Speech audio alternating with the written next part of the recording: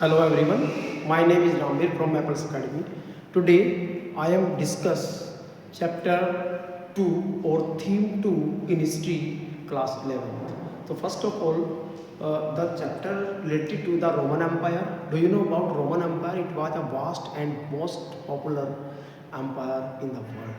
For example, in India there is a Mauryan Empire.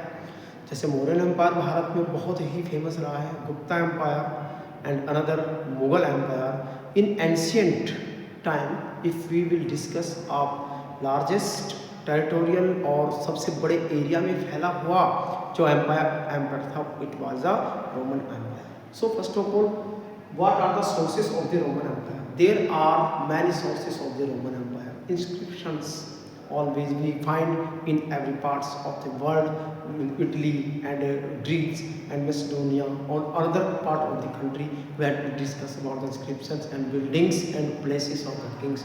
Literary sources also very valuable for the sources of this Roman Empire. Many scholars wrote about the Roman Empire, Ptolemy, Magest and Pliny, and natural history who describe the Pythagoras and Herodotus. All these and many more historians, they describe about the importance, about the popularity, about the King Augustine and many more people of the Roman Empire.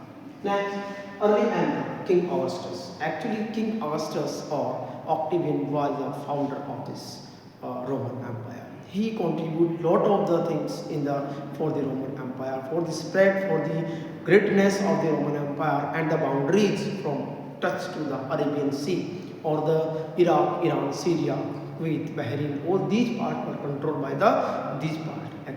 ये सबसे बड़ा area था जो Roman empire के पास था और इसके साथ साथ जो Mediterranean Sea, it was known as the at that time the heart of the Roman empire. Roman empire का दिल, उसका हृदय कहलाता था मेडिटेरियन सी, और उसके आसपास का जो एरिया था it was controlled by the these Kings.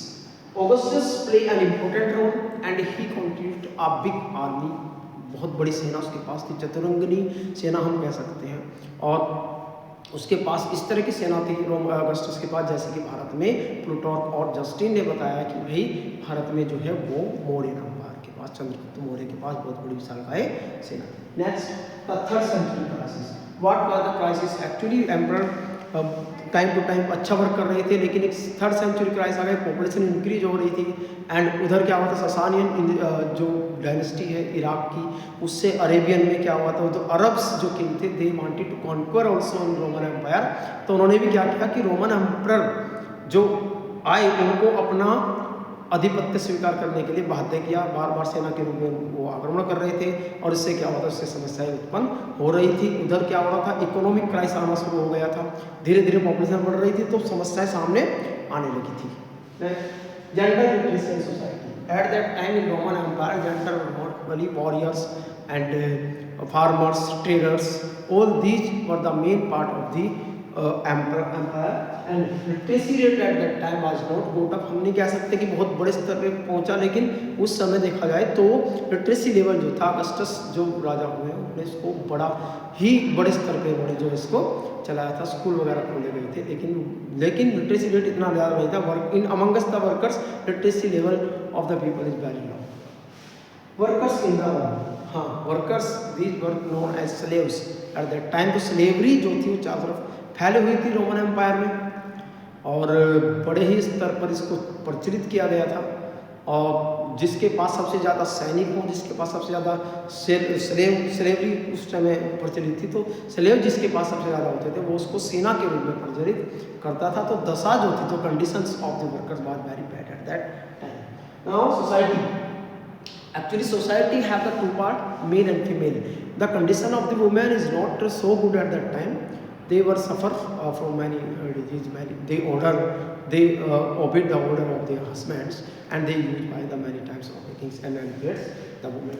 Next, end of the Roman Empire. What were the main causes? Actually, Roman empire जो 3 कॉन्टिनेंट में फैला हुआ था, उसके सामने सबसे बड़ी समस्या ये आती है कि कैसे उसका अंत हो गया. लेट एंटिक्विटी क्या आई, तो उससे अंत ये हो गया कि इराक के जो राजा थे उन्होंने अपना राज्य स्थापित करने के लिए बड़े स्तर पे लोगों को अपना गुलाम बनाना करना शुरू कर दिया था और उन्होंने बड़े स्तर पर इसकी टेरिटरी को ख़त्म करना शुरू कर दिया था। उधर क्या होता है कि जो फ्रांस है, गॉलिस को कहा जाता था एट दैट टाइम, वो भी धीरे धीरे जो है कंट्रोल से बाहर हो गए थे और उन्होंने अपने आप को इंडिपेंडेंट डिक्लेयर करना शुरू कर दिया था। तो रोमन एम्पायर धीरे धीरे उसकी लिमिट घटती जा रही थी। तो रोमन एम्पायर धीरे धीरे जो है इन 6th सेंचुरी 4th सेंचुरी में ये अंत का संभवित हो गया था। Okay students, thank you.